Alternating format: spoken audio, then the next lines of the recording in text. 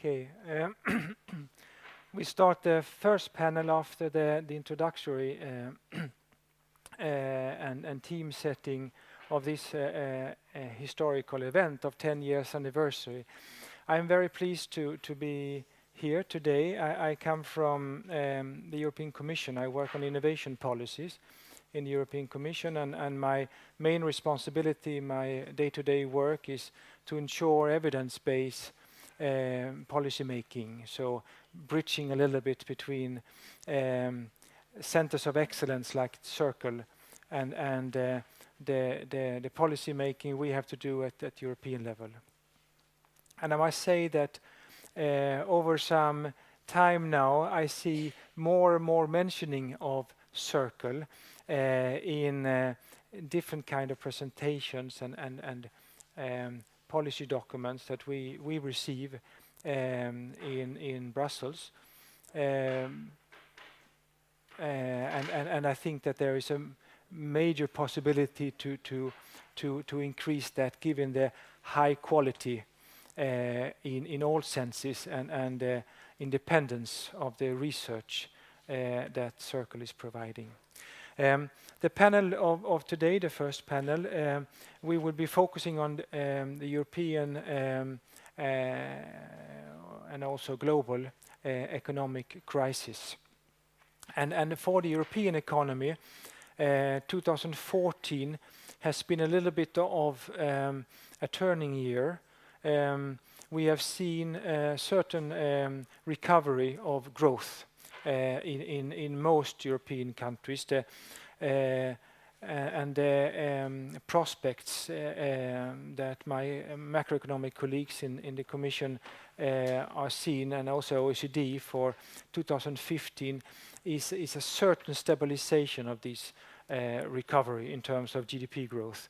So around 1.5 to 2% growth. So it's a weak but still perhaps a positive sign. And at the same time, we have a new European Parliament and new European Commission. And just yesterday, President Juncker from the European Commission presented to the Parliament an investment package of a leverage effect in the end of 300 billion or more, and hopefully more if member states will go in. So we are trying to support this slow recovery with injection in terms of money. At the same time, we are still not seeing the effect on jobs. And there, the effects are very different from different countries. So what we will see now in the panel, we will try to discuss one theme related to how can we accelerate this effect of recovery, and what's the role of innovation? What can innovation bring to the economy?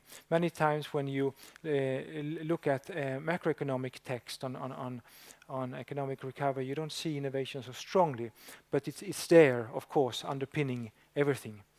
So we will have presentations from different perspectives, both from the perspective of a crisis as such, from a regional perspective, from entrepreneurial perspective, which is the very important thing to change and make the recovery sustainable, and the linked to different technologies and what technologies can bring up, because we are not only perhaps in a turning point towards recovery, we are also in a turning point on many different technology paradigm that may change, which is also linking to panels coming later today, where you will discuss that further in transition, innovation perspectives and others. So I will leave first the floor to Lennart for first presentation, and then what I will say also, we will take the questions in the end. So note down your questions, and in the end we take the question and you can also link it from different presentations. Lennart. Thank you.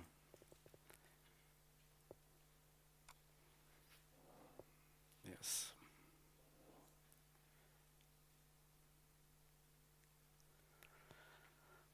Thank you very much. And I'll start from a somewhat different perspective than how to prevent crisis, but rather from the need of crisis in our society and why that is so. Why are crises a recurrent phenomenon in modern societies? Well, a crisis is a situation where you can't go on as before, but do not know where to go. Once you know the way forward, the crisis will be soon waning, and that's the situation we are in today. But then why is crisis a recurrent phenomenon? Well, it's not due to mistakes. That is, I think, is the first mistake when you are discussing crisis. It's rather an intrinsic, internal phenomenon to a dynamic industrial capitalism. It couldn't live without crisis. It's a necessary ingredient for long-term economic growth. And it's rather the question is rather that it's important how to handle a crisis, how to find the way out of it, and why you came into it. Why is it? Why is it intrinsic? Well, there are some central dualistic ingredients behind crisis, behind trend shifts, behind cycles in the modern economy. The modern economy from the last 200 years, roughly. And their innovations are very important, of course, to a dynamic industrial capitalism. But innovations are both creative and destructive. You know very well the creative destruction and the destructive creation of innovations. Investments is another important ingredient in modern capitalism, and they have two different effects on the economy. They stimulate demand and they stimulate supply, but with different timing. And that's very important in both short-term and long-term cycles. And you have complementarity between different activities in the economy. And that means that you stimulate each other in different activities once you found the way to combine your activities, but that builds structures. And structures means stability in the society. And both creativity and stability is very important in modern capitalism. We can't live or develop without creativity, but we can't live and develop economic growth without stability. But those are very different ingredients, different qualities in the society. They make both for leaps, for sudden rushes in development, but also for inertia, for resistance to change. And that is, I think, very important to behind the phenomenon of crisis. So these are the basic grounds. How to go forward? Well, I think we have furthermore a pattern over time with trend shifts and crisis, where you go from transformation to rationalization to crisis, with a long period of innovative renewal of the society into a situation of diffusion of the renewal, which means a diffusion in society, but also a geographical diffusion. In each of these periods, the global economy has widened, but no time before as extensively as in the last period with the modernization of China and India, for instance. And that leads to increased competition and to a profit squeeze at the end. And that is the beginning of the crisis. And that profit squeeze is deeper in some parts of the global economy than in other parts. But all parts are affected by the crisis, either by stagnation or by reduced economic growth rates. But in this situation, to get further in development, innovation is important, of course. Otherwise, I wouldn't be here today or invited. Well, I was one of the founding fathers, of the old fathers. We have about the same haircut. Anyway, that's the innovations may be introduced in the economy already in the previous period of increased competition. But after the crisis, it's important to get them new room to expand, which means that we already have important innovations today for the future, but how to expand them, how to develop them. Well, we have a time pattern as well. And this is, of course, part of my research as an economic historian. We can put this period, 2010, into perspective of previous crises that have been of a particular character because they've been turning points in global developments. They have led into new structures, new organization of societies, of innovations and policy from the 1890s, 1930s, 1970s, and 2010s. Well, this shows that economic history is a mathematically very simple subject, but the explanation is more complicated. This is, of course, a version of long waves. Perhaps we should call them long circles in historical development. Once a Dutch specialty can become a Lund specialty, of course. But what about the future then? I'll say a few words about how to handle the crisis. And some ingredients are more important than others. Innovations, of course, which means new applications of ICT in a wider second wave, because what we are confronting is the second wave of the IT revolution, which will give a more social organizing principle for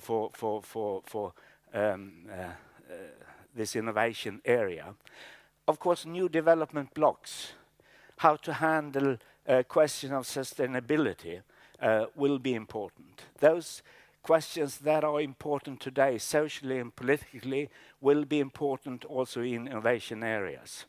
Structural changes, of course, towards increased knowledge intensity, which means another challenge to how to organize the society, and new infrastructures. Both material and social infrastructures are on the agenda. And, of course, institutional change. Here you have the whole scale of challenges that the present crisis present to the modern society, where new rules internationally are of extreme importance, particularly in Europe, if I should at the end refer to the beginning of this session, the challenge to the European Union and the European economy of the present crisis. Okay, thank you.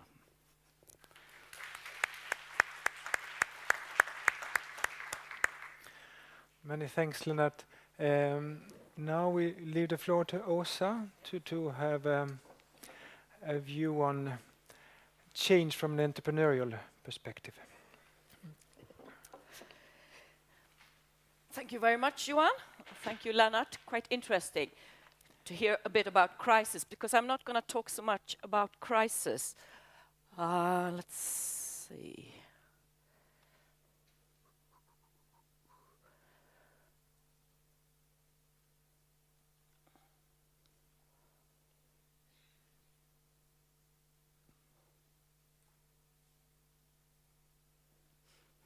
My name is Åsa Lindholm Dahlstrand. I'm professor in innovation studies at Circle. And after listening to all the fathers here, I might call myself the first mother, at least the first one today here. I'm not a founding mother, despite of that. My specialty is actually on the linking between innovation and entrepreneurship.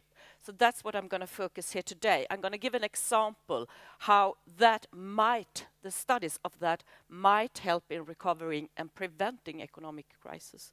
But before that, I do that, I will take some general background, maybe some ideas how I think that innovation studies could address the challenge of recovery and preventing. And I think there are at least two things to start with. We must include, as Lennart did so excellently now, both a short and a long-term perspective. We need to include both of them at the same time. We also need to include the aspects of whether those changes are happening spontaneously, more or less, or if it's something deliberate with a purpose, for example, by policymakers trying to influence those challenges and processes. So both creating the long-term transitions and the long-term addressing our societal challenges that we've been discussing much here today, but also in the shorter term, the transformative change, the radical innovations that happens quite quickly, and at the same time, as we see, for example, right now in Europe, where we're trying to recover from a crisis. So we need to have them all at the same time. And also, as in my background, my perspective, we need to embrace that in a specific analytical framework that we like to call the innovation system framework.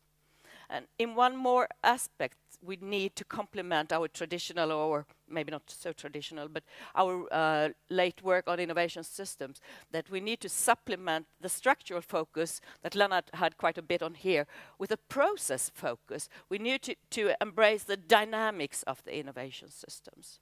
So I think those, the time perspective and the systems focus, including the processes as well, is something important for innovation studies to include in the future. And as I said, I'm myself very interested in entrepreneurship, and especially lately I've been working on studies of entrepreneurial systems of innovation. And how can that be used in addressing the challenge of recovery and preventing an economic crisis? So I think the basic thing in an entrepreneurial system of innovation is the entrepreneurial experimentation. Entrepreneurial experimentation is one key function, if I may use that word. Not everyone accepts that word. But I think it's one of the key functions, including a lot of processes, which is very, very important for the dynamics of this so-called entrepreneurial system of innovation. There hasn't been a lot of studies on that, but there are some studies pointing out that this might be really a key function with key processes, but we haven't seen very much of it yet.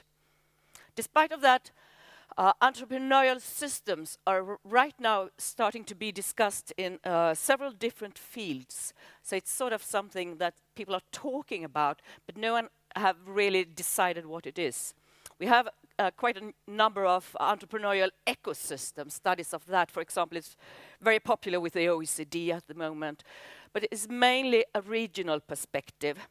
It's mainly quite a bit of it focusing on different kinds of support actions, support for entrepreneurship creation. We have some examples recently about national systems of entrepreneurship, but so far that has been quite a lot of a focus on the individual, the entrepreneur, the motives, the attitudes of the entrepreneur, and linking that into a national context. And actually, the importance of innovation and technology and change is not very clear in those studies. And finally, there are some recent examples also about entrepreneurial propensity of innovation systems. I put the title right here, where you instead see examples of a focus on innovation and technology and put that in the national context. But so far, I haven't seen how that has been able to link the entrepreneurship and the individuals into that system. So even though we have a lot of recent examples about entrepreneurial systems, there is still the missing link about having both entrepreneurship and innovation linked into it at the same time. So that's what for example, myself and some of my colleagues are trying to do, we trying to combine the short-term perspective with the long-term perspective, the structural focus with the focus, the process focus. And in doing that, of course, we go back to our traditional framework, including the actors, the institutions, and the networks, of course. And for example, in doing that, I put in red the spin-off process and the acquisition process, because that's my research focus together with some of my friends here. But we need to look at the actors, we need to look at the large firms spinning off small firms, we need to look at the acquisitions that large firms do of new firms in the process of acquisition, getting integrated into the large firms, how that changed the large firms, for example, by creating new spin-offs, which is the other process, and also small firms spinning off other small firms. And this is that can happen in very short term, but in addition, if we really want to have a renewal and a change of the system, we, for example, need to include also the universities and the research institutions. And universities, in turn, we even Per mentioned it earlier here, we have a lot of university spin-offs created out of our universities. And those are really important spin-offs. And we can see in a short-term perspective that usually these companies, they do not grow. It takes a long, long time before they grow. And even though they start to grow with a time lag, that might not be the most important role that those companies play. Instead, it might be, and that's our suggestion for the future, that we need to look at the power from those firms being based on academic research, the power for transforming, for creating something really new. And even though they are quite few, they might be the spark that really creates both short-term and long-term renewal of the system. So they might die, but that's not the important if you have a systems perspective and if you include long-term as well as a short-term perspective into your analysis. I also put it's very important to include also the micro and the meso perspectives, and it should have been here also that those might sometime be quite sector specific and linked to different kinds of technologies. And probably, most likely, those patterns are quite different when it comes to different innovations, different technologies, etc. And that's also something we should include in our attempts to address the question about recovery and preventing economic crisis in the future. Thank you.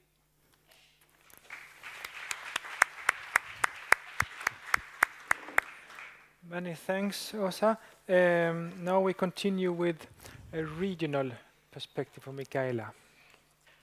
Hi, I'm Michaela Trippel. I do not consider myself as one of the mothers of Circle, as Åsa does. I'm an associate professor at Circle, and my research specialization is in regional innovation system and regional industrial renewal and related topics. So I am going to focus on the question what recovering and preventing economic crisis means for regions. So which challenges are related for regions with crisis and preventing crisis and recovering from it. And the notion that we use in academic circles but also in policy circles to capture this challenge is regional resilience. So I'm going to talk about regional resilience and how innovation studies and economic geography and related disciplines can address this challenge, which questions we should address, which questions we should ask, but also which contribution we can make. And I start with a few questions that are relevant in this regard. So a very important question is, of course, what do we really mean when we use the term regional resilience? So how can we define it? How can we conceptualize resilience? And this is not an easy task because resilience is really one of these buzzwords with very different meanings, and we do not really have a commonly agreed definition or a commonly agreed theory. So there is a lot of work to do, and we have to come up with a really good suggestion how we should think about regional resilience.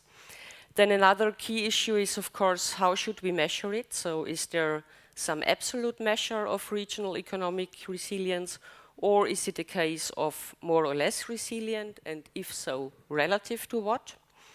And then as scholars in the field of innovation studies, we have, of course, come up with an answer to the question, what is the relation between resilience and the innovation capacity of regions and the configuration of regional innovation systems? And we have to come up with an answer to the question, which particular kinds of innovation matter to promote regional resilience.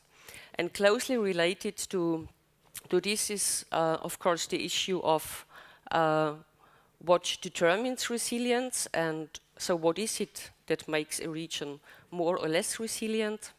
We have to explain why regions differ so strongly in their resilience and how this again is related to the configuration of regional innovation systems, and why regions differ so strongly in particular in their capacity to promote innovation-based change processes.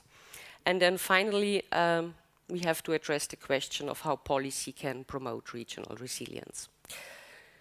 So, how should we then think about regional resilience? So how could or should regions react to a crisis, and what is the nature of recovery? Should we think about regional resilience as bouncing back to a pre-crisis state, so returning to pre-existing structures and pre-existing growth paths? So this is the idea of resilience as return to normal. And this is, of course, somewhat problematic, because what does normal mean? And why should regions return to their pre-existing structures and pre-existing growth paths?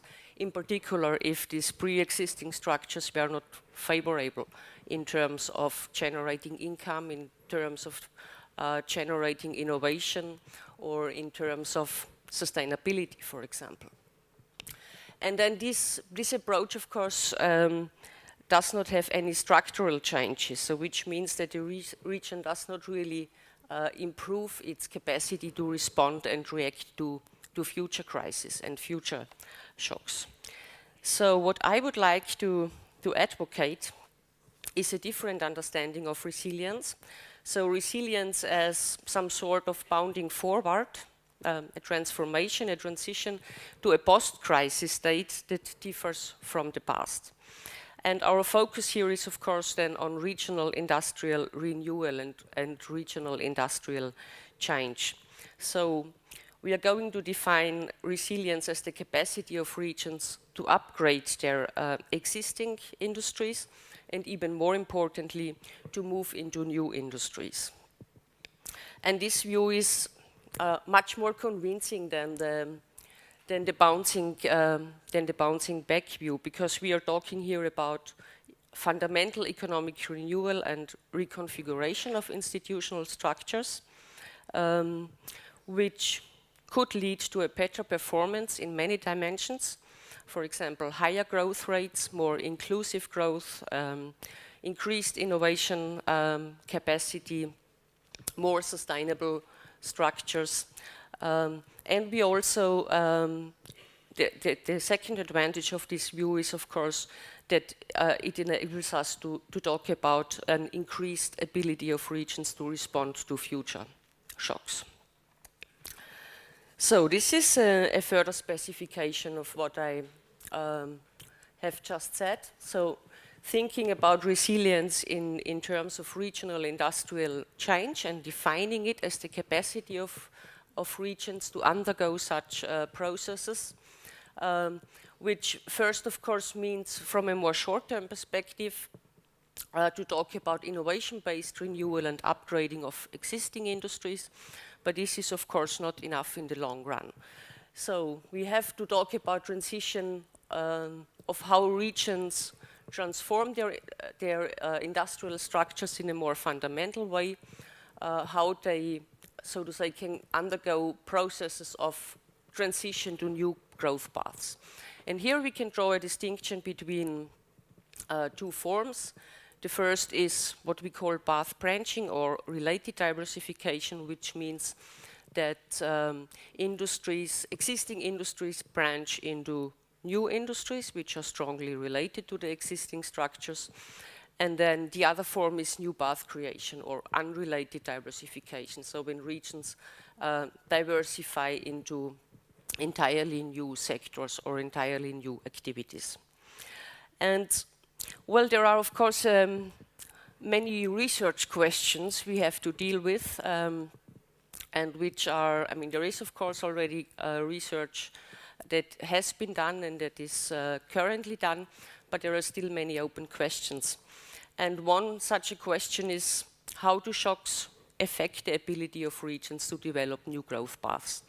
So what is, so to say, is there a positive dimension about crisis or shocks in the sense that the crisis delocks regions from unfavorable growth paths? Or is there a strong negative dimension of it? Of course it is, because crisis can destroy jobs and competencies and so on. Another key question is which types of innovation are required. So we know that many innovations just produce existing structures, so this is not enough. So, but which innovations, which kind of innovations do we need then in order to create new growth paths? Which types of regional innovation systems have the capacity to promote new path development? Not all regional innovation systems do have this capacity, but what characterizes those which have this capacity? Which type of institutional change is necessary? And then, of course, how do adequate policy approaches look like? So at Circle, we are working on these questions. And I want to give you one concrete example. I mean, there are many more examples, but I selected this one for research that is currently done at Circle. And there is this project on path development in different regional settings, regional policy approaches in the global economy. This is funded by the Norwegian Research Council and coordinated by Arne Isaksen from the University of Agder in Norway. And what we try to do in this project is really find out how regions and how different types of regional innovation systems can renew their industrial structures through innovation, path branching, and new path creation. And this is an exciting project insofar as we we do this analysis for different regions which are located in different national contexts and which are characterized by very different regional innovation systems. So we have metropolitan regions and organizationally thick and diversified regional innovation systems. We have traditional, highly specialized industrial regions, and we have peripheral regions. And we really try to find out how these different regions and different regional innovation systems differ in their capacity to undergo regional industrial change processes. And another key question is what types of policy approaches and which policy instruments are most effective in promoting industrial renewal in different types of regions. So I cannot really report any findings yet because the project started a few months ago, but we are quite confident that we will be able to come up with a very good answer to the question how an innovation policy approach should look like, an innovation policy approach that goes beyond the promotion of current innovation and growth. So we will hopefully be able to come up with an answer how a more place-based policy approach for future innovation and growth could look like based on this comparison of different regions in different national contexts. And then finally, this is my last slide, what are the determinants of regional resilience defined as the capacity of regions to promote new path development. And I mean, we know, of course, already a lot about different things. For example, what the influence of the industrial structure of a region and a regional innovation system is. So there is this discussion if more diversified or more specialized regions are better equipped to promote new path development. What the role of knowledge organizations is, what is the potential role of universities in new path development. We have this discussion about organizationally thick and organizationally thin structures, and a lot of conceptual work has been done on that. The empirical evidence is well not missing, but we have not really systematically investigated that. There is work on network structures and whether weak or strong ties are better. The labor market conditions and the skill base is another topic which has been investigated, but still not systematically. And then, of course, governance and institutional arrangements is another key issue of current research, but also of future research. I am, of course, not advocating here in view where I say that the resilience of a region is only endogenously determined. So there is, of course, a lot at the national level and the international level that can have an influence. But we do not really know so much about it. For example, the inflow of knowledge from outside the region. I mean, we know how it affects current innovation patterns, but we have not really done so much work on the question how multinational companies, global innovation networks, other types of knowledge flows affect new path development. And we will probably then learn more from the panel on globalization of innovation later. Another question is international mobility and migration. We have not really addressed this question, right? So this would be another issue on the research agenda. And then, of course, when we talk about institutions and the need for institutional change and policies and so on, then we have then there is the need to take a multi-scalar perspective. And this is also one of the key issues for future research, how regional, national institutions, regional, national EU policies interact and how this interaction leads to new path development or hinders it. Yeah, that's it.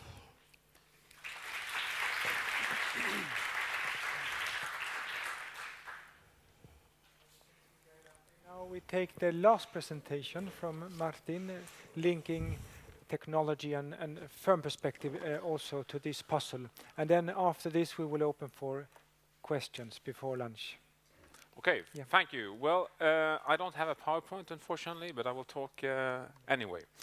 So, the question I will focus on is basically what can innovation studies bring to the table with respect to innovation as a solution to societal challenges, of which economic crisis is, of course, one very important one.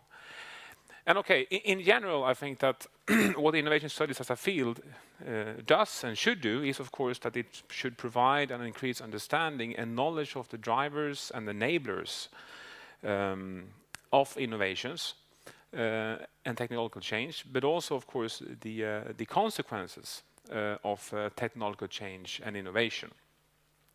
So that is, in a sense, a very general answer to the question, what can innovation studies bring?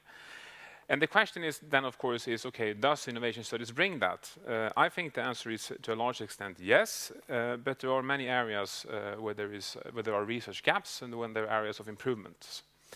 One area where there is a research gap, which has also been identified here at Circle, concerns enablers and drivers of more breakthrough technologies and radical innovations. And that is also something that we work on right now under the leadership of Ron, a new research application that will be submitted very soon, actually.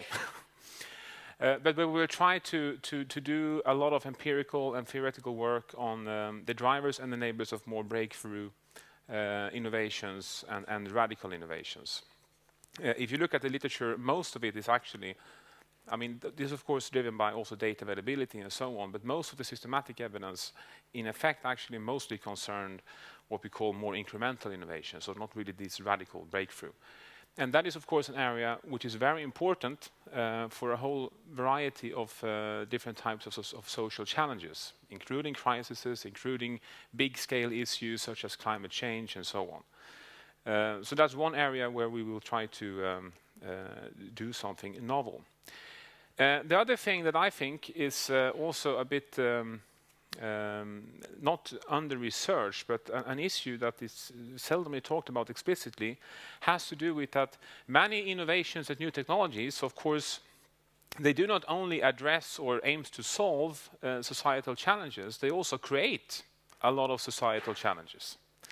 And that is something that I think is also a very important perspective.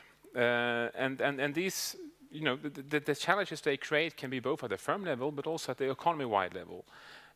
So one very important and highly policy-relevant issue here is, for example, the rising gaps in employment probabilities and incomes between high-skilled workers and low-skilled workers. If you look in many countries, that is really a critical issue.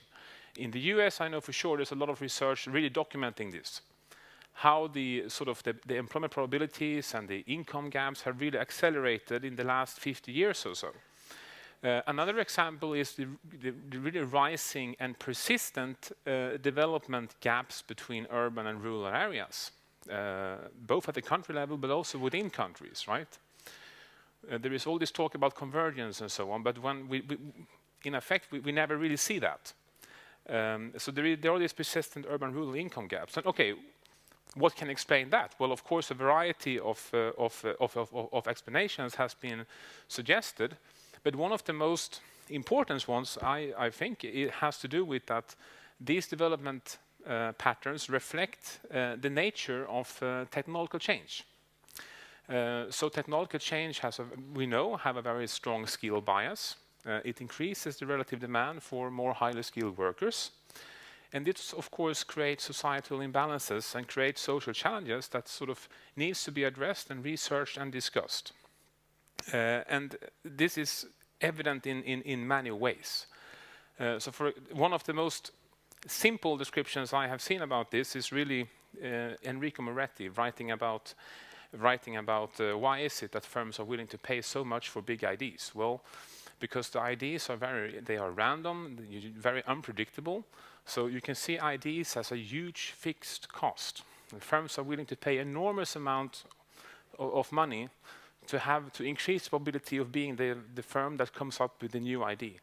Because once they have that idea, the marginal cost of distributing that idea on a global scale is very low. And that, of course, it creates these huge implications on the labor market and the polarization or fragmentation, let's say, in the economy. And I think that's a perspective which really shows that technological change and innovation also has societal consequences, which is not always good from all perspectives, in a sense.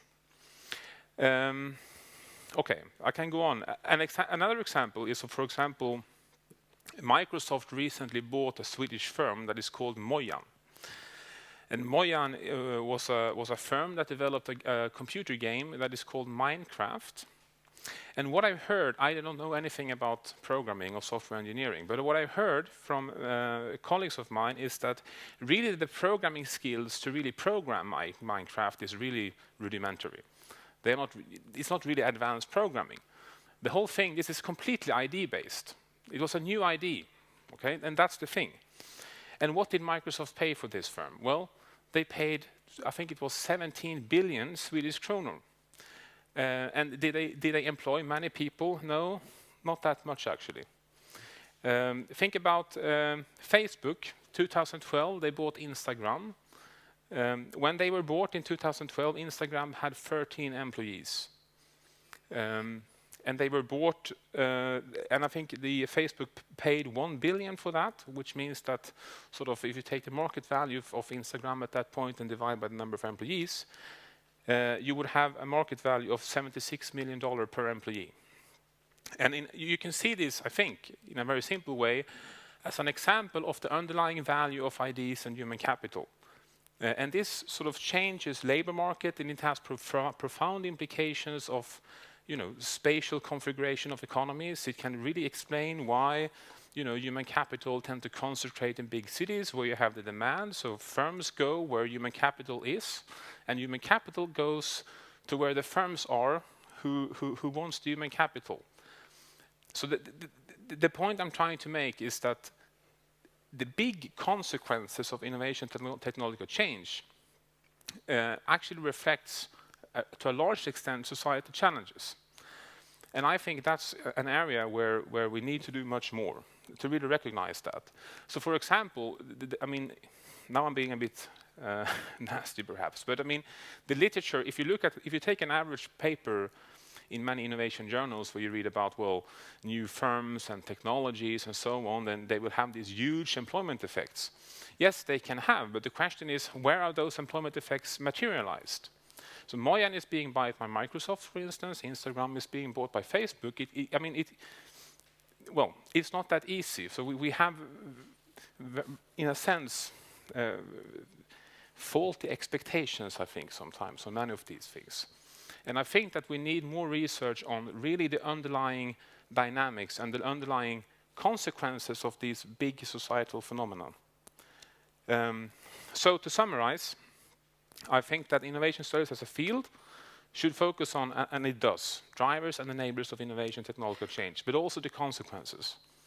And I think that the big economy-wide and social consequences is an under-researched area, in the sense that we tend to focus and think about, firm-level competition and so on. But really, if we're going to be serious about societal challenges, we also need to have a much bigger perspective, I think. Okay, thank you.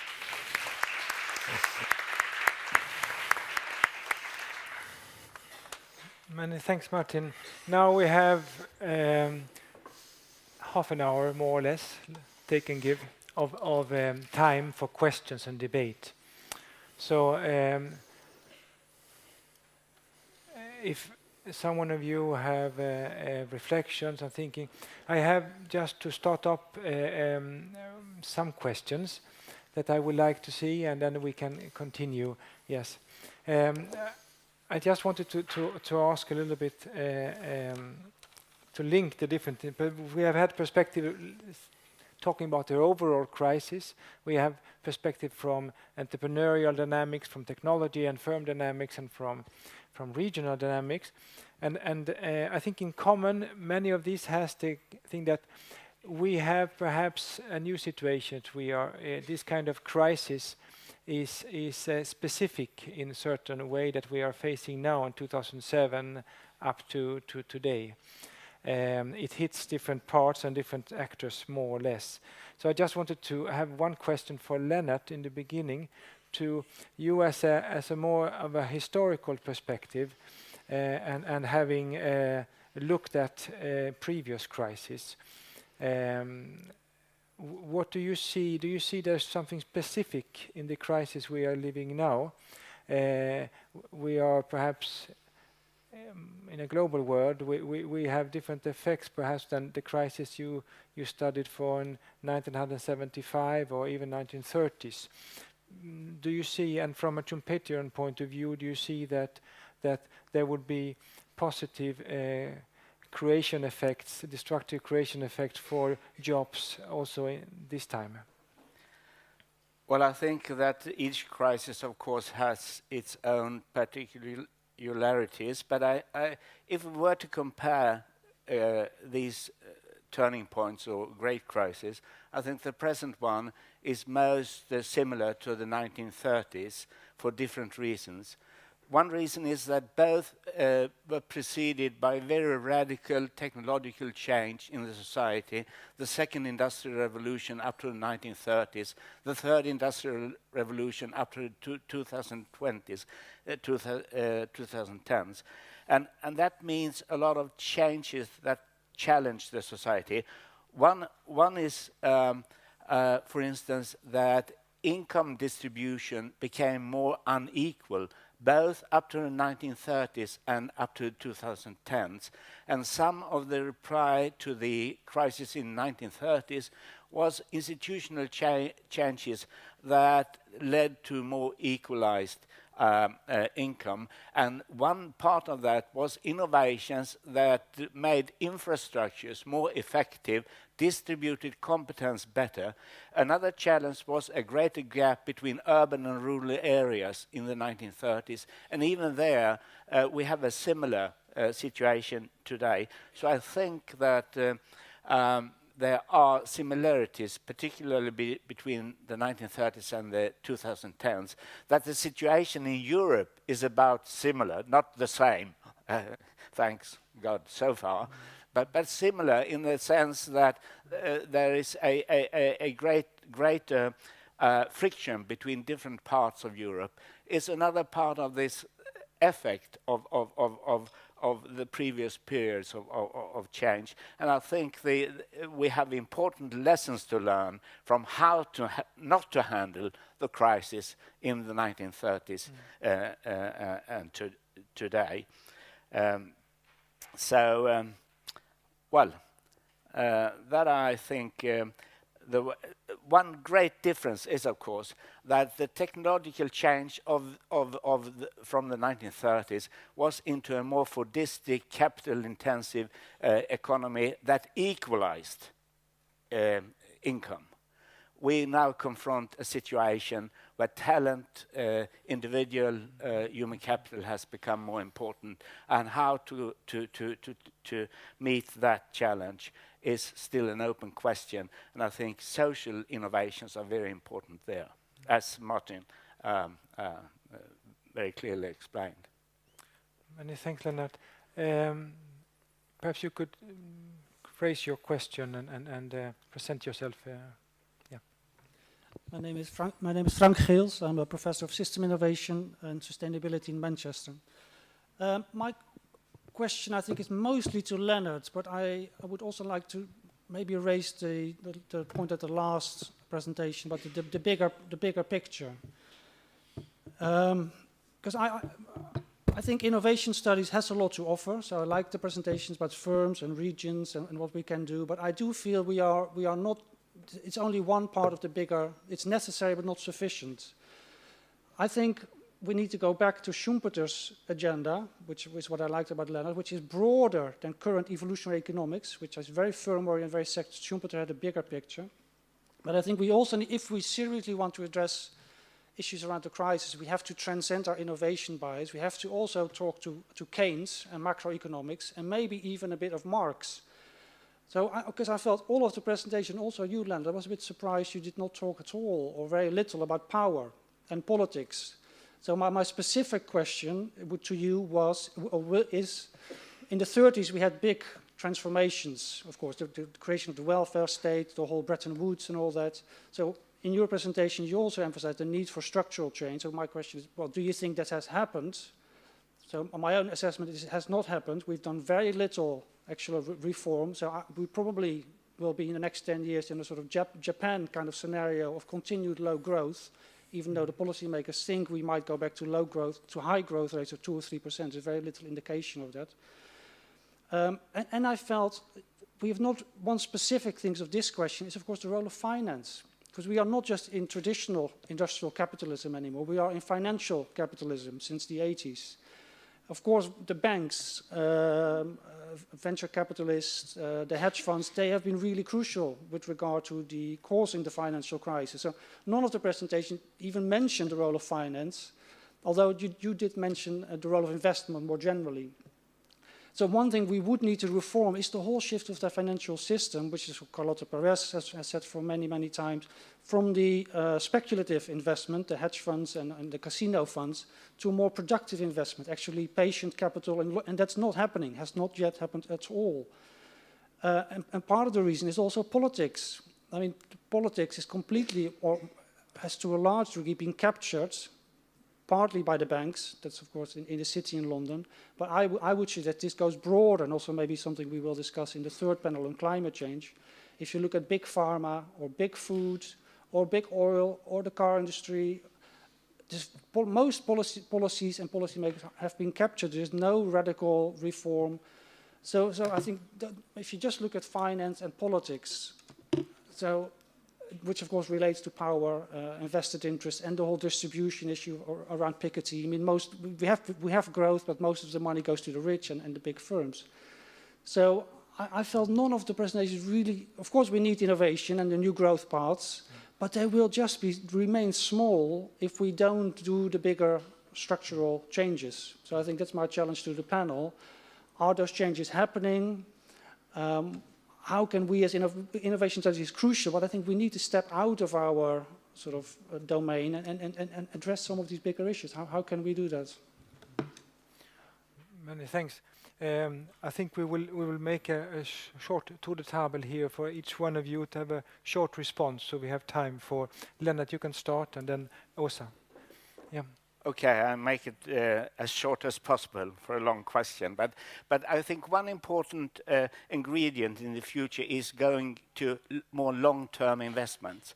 And that's part of the transformation period, that you have to have a longer sight in your investments, and that will have impact upon the financial system as well.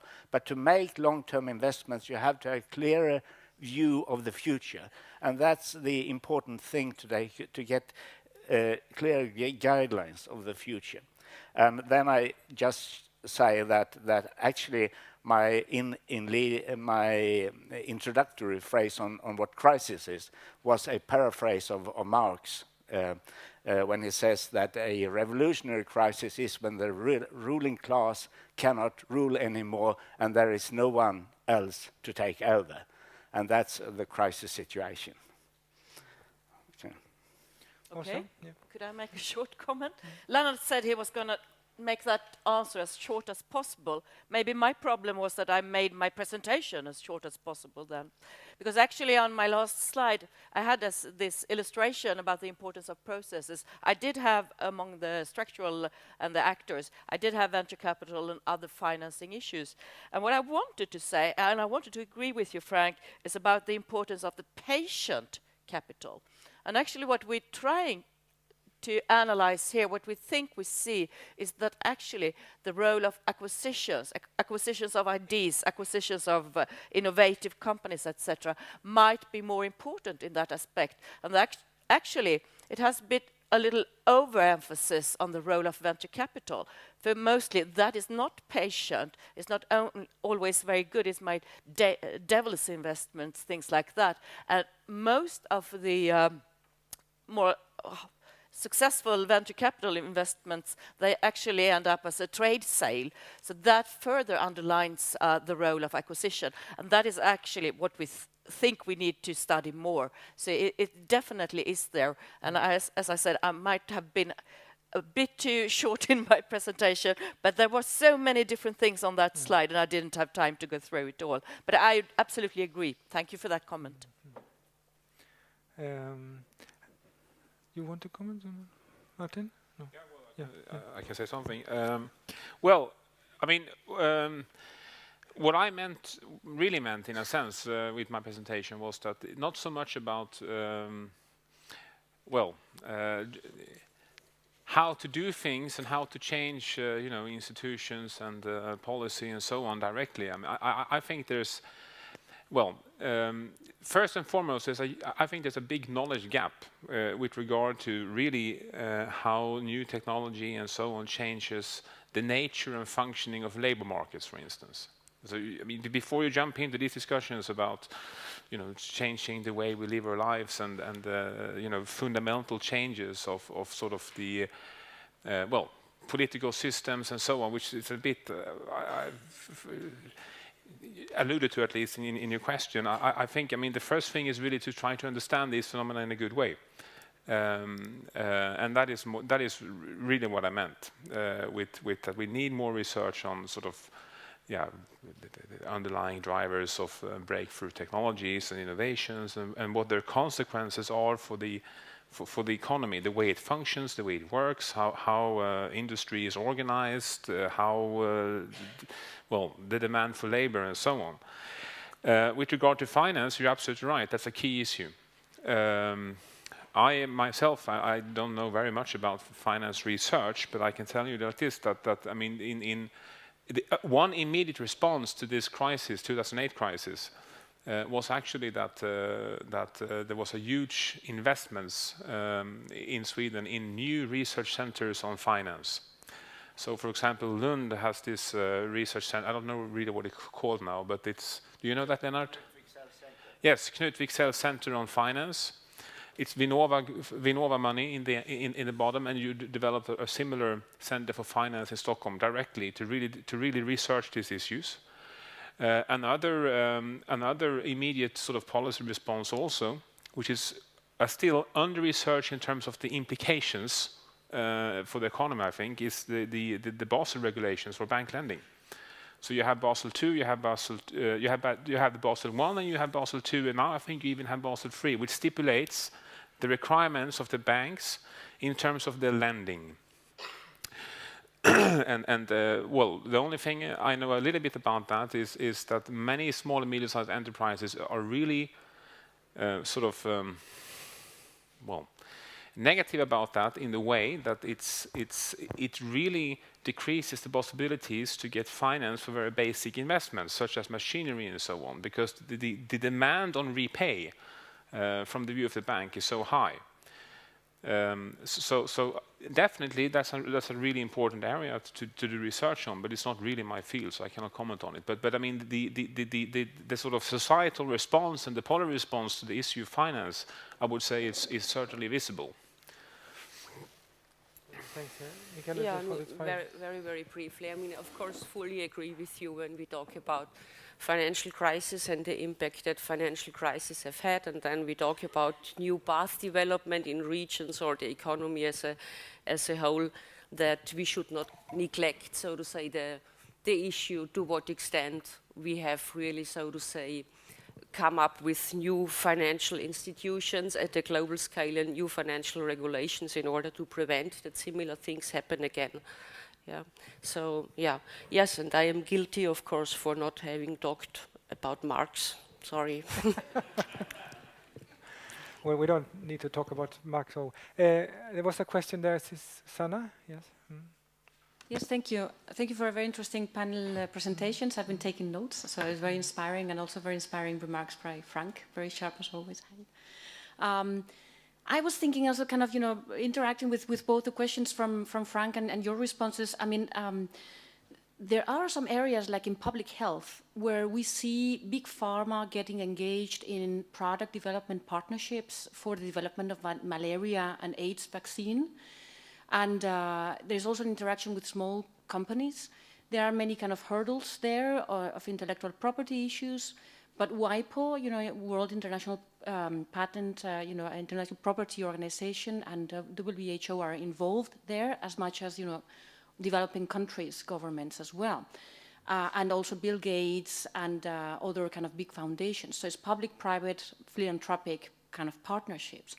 These partnerships have been developed since the beginning of the 2000s. So, they have 14 years of existence, more or less, 10 years. They live a kind of relatively silent life in our world, but they are perhaps the niche, and I'm following now Frank's long-term work on transition and changes. They are perhaps the niches that will be changing in these kind of issues of providing public health solutions to really complex problems. Those medicines are complex because those illnesses are very complex. Malaria is a very difficult illness to deal with, so much as as AIDS is.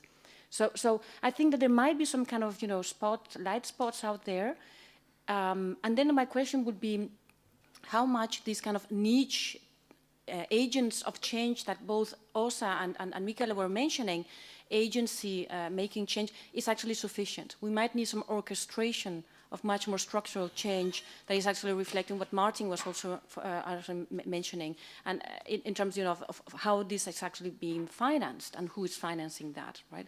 So both niche development, but also kind of much more structural orchestration, right? And I think we will need to take some specific areas, much more concrete areas, to follow up what's actually going on. Yes, it links to also a thematic approach, which I think Frank was also mentioning in some societal challenges, and also perhaps innovations that are not forcefully driven by markets, because in many of these cases that you mentioned, you may have many people that are suffering from diseases, but they don't have the money to pay for the medicine, perhaps. So perhaps some short comments. I can only agree with Susanna. I definitely would like to suggest we do more of those, focusing on different niches, but also very different niches. We have a lot to learn from history, from looking at more traditional industries compared to the public health, and also quite advanced new technological development, where we, for example, nanotechnology, where we today have no idea where that is going to take us in the future. But of course, those kind of studies, they're quite... They take a lot of time, they take a lot of resources. So you can't do too many, but I think it needs to be done, and all kinds of suggestions. Please contribute. Thank you. Yes?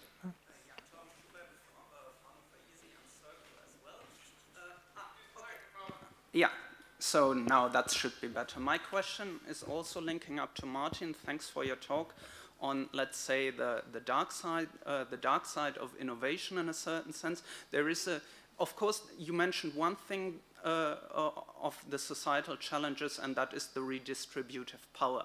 I mean, that's quite obvious when one really reads Schumpeter, of course, because of the destructive part of creation. So what it means is basically somebody is losing and another one is gaining. So what this means in economic terms is quite obvious. It might be desired on a national level, innovation, but it's hardly ever Pareto optimal or Pareto superior because one is losing. Now, but that's not actually my point. The question is concerning the societal challenges is, well, if the market, and in capitalist societies, the market is usually in charge of doing the innovation, partly in collaboration with public sector innovation, for example, in the universities. But when the market is eventually in charge of deciding on the direction of innovation, then the ideal innovation is, of course, I mean, it's a private firm, a private profit-seeking entrepreneur, whatever. Then what does the ideal innovation actually look like? Well, it is one that internalizes the benefits and one that externalizes the costs.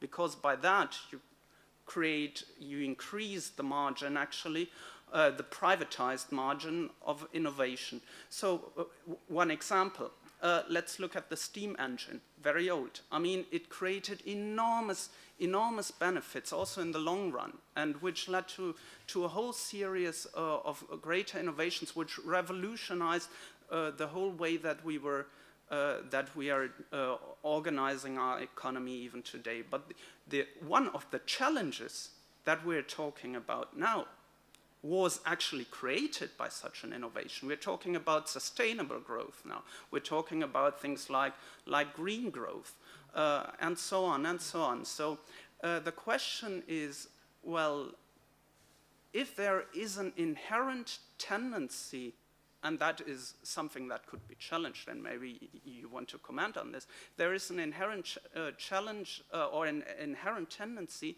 in innovation also to create new externalities. Then what does a new role between, let's say, market innovation, the state actors, universities, let's say all social actors, what does it look like to kind of reorganize this process in not only saying, well, we need new innovations to work on those old problems, let's say green growth, but also to be more capable of addressing the tendency to create new potentially disastrous externalities that we have to deal with in, let's say, 100 years. Okay, but what we will do, we have very little time left, and I think we should have something to eat as well before we have the session in an hour time. So what I propose that I collect some questions, and then we make very short responses, and we finalize the session there. There was another question here. If you have some question, you can raise your hand. Otherwise, we take these two questions and finalize the question before lunch. Yes.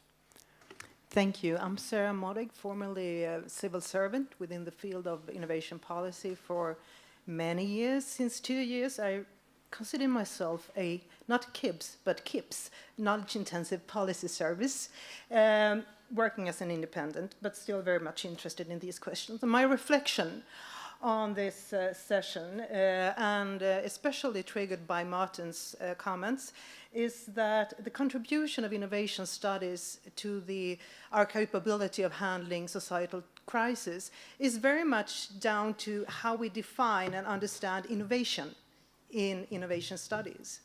Right now, within innovation studies, there is still the dominance of looking at innovation on a firm level, on a sectoral, industrial level, but innovation, when discussed in the light of big societal challenges, must be understood as a fundamental driver of societal development, which is then relevant in all parts of society, in non-profit organizations, in public organizations, institutional innovation, which combines all of these, including the private sector, of course.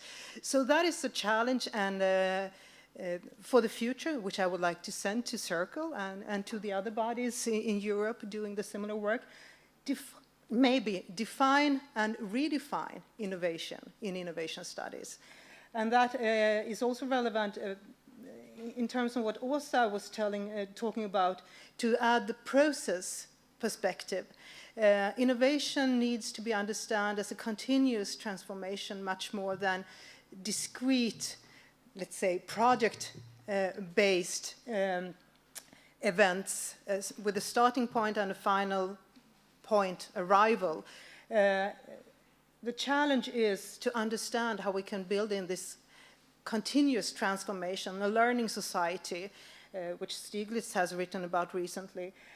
So that is two reflections more maybe than questions, and I would like to hear if you share my reflections. Many thanks. Okay, you have the challenging task now of two minutes per. Martin, perhaps you can start, and then we take lunch. Well, I don't need, I think, well, let me just first say, Torben, your comment, no, I mean, I don't think there is no such thing as optimal innovation. And I don't think there is there is really a need to I mean, for me, that is not really the issue. Okay. The issue that I wanted to address, to sort of raise, is that there are always two sides of things, right? So when we talk about technological change in innovation and as a way to sort of address social challenges, I think that one of the good way to start is really looking at, okay, so what are the implications of recent technological change in innovations? That is basically the point I was trying to make in a very short description.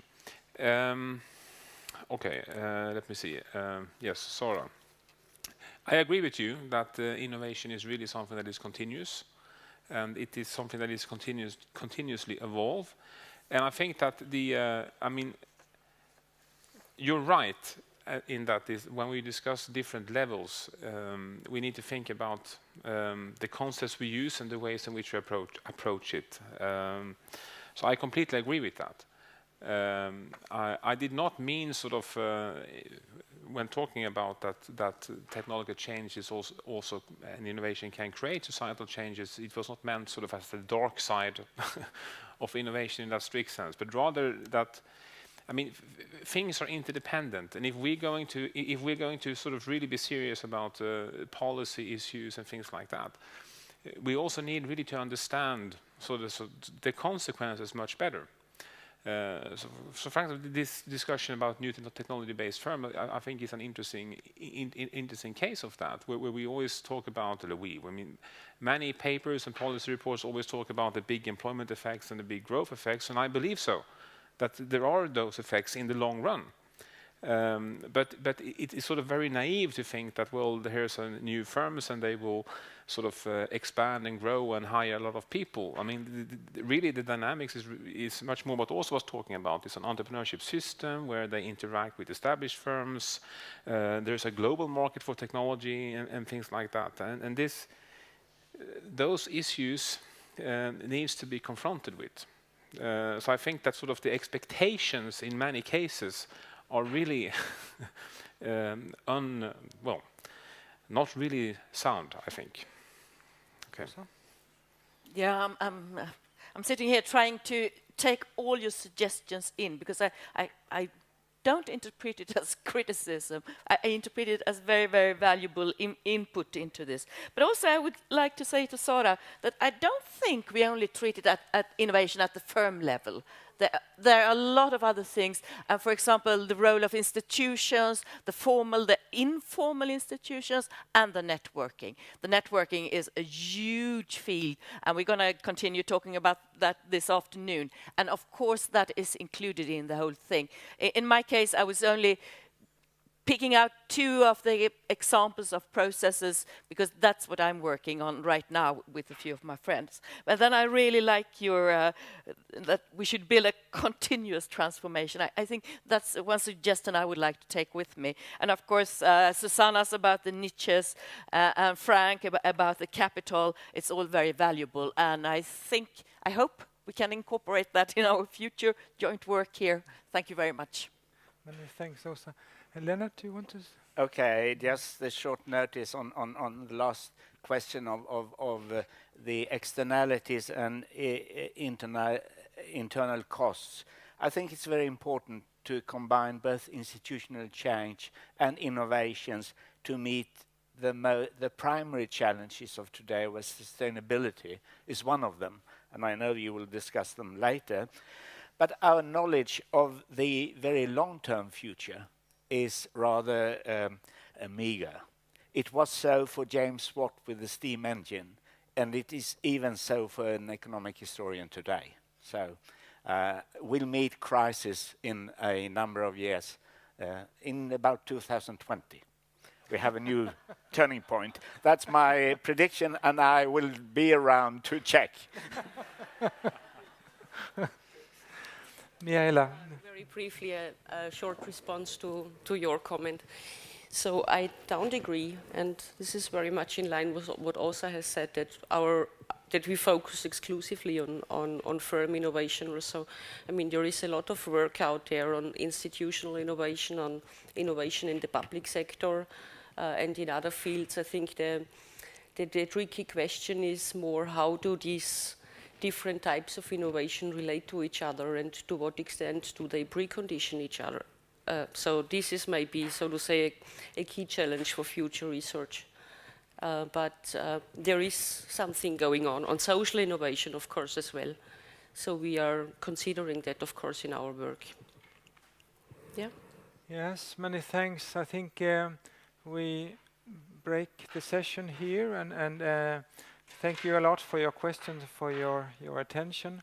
We'll continue in an hour time. Thank you.